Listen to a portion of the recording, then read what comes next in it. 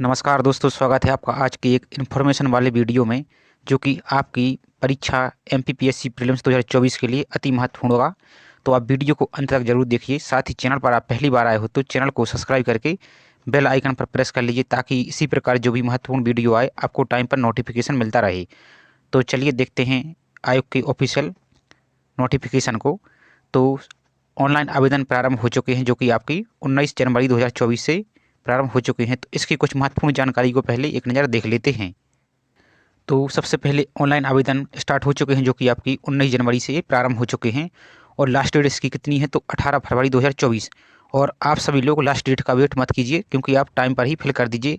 Last में आपकी site भी स्लो चलने लगती है और मिस्टेक होने लगती है, तो आप कृपया करके टाइम पर ही ऑनलाइन आवेदन करें।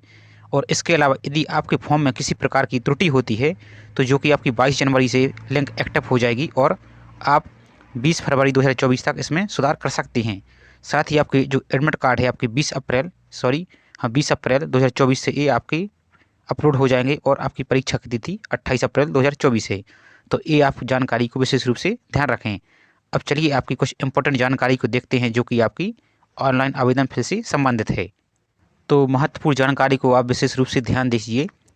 सबसे पहले तो आप ऑनलाइन आवेदन फिल करते समय आप इस विज्ञापन को ध्यानपूर्वक पढ़िए, और उसके बाद ही आप ऑनलाइन आवेदन फिल कीजिए। तो देखते हैं, सबसे पहले अभ्यर्थी आवेदन पत्र की सावधानीपूर्वक जांच कर लें, और आवेदन पत्र में किसी प्रकार की त्रुटि हो तो आप 22 जनवरी से 20 फरवरी तक इसमें सुधार कर सकते हैं। और ध्यान रखें कि अभ्यर्थी के नाम में यदि किसी प्रकार की त्रुटि होती है तो आप उसमें सुधार नहीं कर पाएंगे। आप इसको विशेष रूप से ध्यान दीजिए।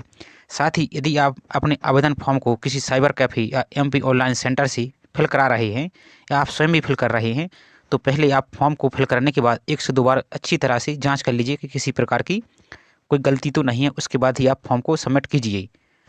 साथ ही इस चीज़ को भी आप विशेष रूप से ध्यान दीजिए, यदि आपके फॉर्म में यदि प्रीलिम्स के फॉर्म में यदि कोई मिस्टेक हो जाती है, तो आपकी जो मेंस के फॉर्म फिल करेंगे उसमें किसी भी स्तर पर सुधार नहीं किया जाएगा, ना ही आपकी इंटरव्यू के टाइम भी इसमें सुधार किया जाएगा। तो आप इस प्रीलिम्स में ही आप इसको विशेष रूप से ध्यानपूर्वक फिल कीजिए, और यदि कोई मिस्टेक हो तो आप इसको इस डेट के तहत आप इसमें सुधार कर सकते हैं। साथ ही एक बात और विशेष रूप से ध्यान दीजिए, आप यदि फॉर्म फिल में यदि कोई मिस्टेक होती है तो आप उसको सुधार करेंगे, तो आप उसमें 50 रुपये अतिरिक्त फीस देनी पड़ेगी, जो कि आप हर बार यदि एक बार भी मिस्टेक हो जाता है और दूसरा सुधारते हैं तो फिर आपको 50 रुपये पे करना होगा। और यदि आप फिर मिस्टेक हो जाती है तो फिर 50 रुपये पेमेंट करना होगा। तो आप एक ही बार ध्यानपूर्वक फॉर्म को फिल कीजिए। साथ ही और आदि आप आवेदन फिल कर रहे हैं तो उसमें आपका जो एक्टिव मोबाइल नंबर है उसको विशेष रूप से फिल कीजिए, क्योंकि यदि किसी फॉर्म में मिस्टेक होती है तो जब आप फॉर्म को एडिट करेंगे तो उसमें आपके जो रजिस्टर मोबाइल नंबर है उस पर ओटीपी आएगा, और ईमेल आईडी भी आप विशेष रूप से फिल कीजिए जो आपकी एक्टिव हो। और आप इस जानकारी को भी अच्छी तरह से देख लीजिए, यदि किसी डेट ऑफ बर्थ या अन्य जानकारी में कोई मिस्टेक हो जाती है तो आप इस आवेदन फॉर्म में लास्ट डेट एंड होने से पहले आप इसमें सुधार कर लीजिए, क्योंकि इसके बाद किसी प्रकार का कोई संशोधन नहीं किया जाएगा। और साथ ही इस चीज़ को भी आप विशेष रूप से ध्यान दीजिए, यदि कैंडिडेट लास्ट ईयर में ग्रेजुएशन के लास्ट ईयर में अपेयर है, यदि चल रहा है, तो आप उसमें फिल कर सकते हैं। लेकिन यदि प्रीलिम्स करने के बाद जब आप मेंस का फॉर्म फिल करेंगे तो उसमें आपको ये मार्कशीट कंप्लीट होनी चाहिए, और मार्कशीट आपके पास उपलब्ध होनी चाहिए। उसमें मेंस के फॉर्म में आपके ये मार्क्स एंटर होंगे। और आप रोजगार पंजीयन के संबंध में विशेष रूप से जानकारी देख लीजिए। यदि जो स्टूडेंट एमपी के अलावा अदर स्टेट का है तो उसके लिए रोजगार पंजीयन में करने की आवश्यकता नहीं है। और यदि जो एमपी का स्टूडेंट है उसके पास रोजगार पंजीयन नहीं है तो वो अपना आवेदन फिल तो कर सकता है, लेकिन यदि इंटरव्यू के लिए आप वेरिफिकेशन के लिए जाते हैं और डॉक्यूमेंट भेजते हैं मेंस क्लियर होने के बाद, तो आपको ये रोजगार पंजीयन होना ज़रूरी है। और हालांकि आप इसको गलती ही मत कीजिए, फॉर्म फिल करने से पहले ही आप इसका यदि नहीं किया है तो रोजगार पंजीयन जरूर करा लीजिए।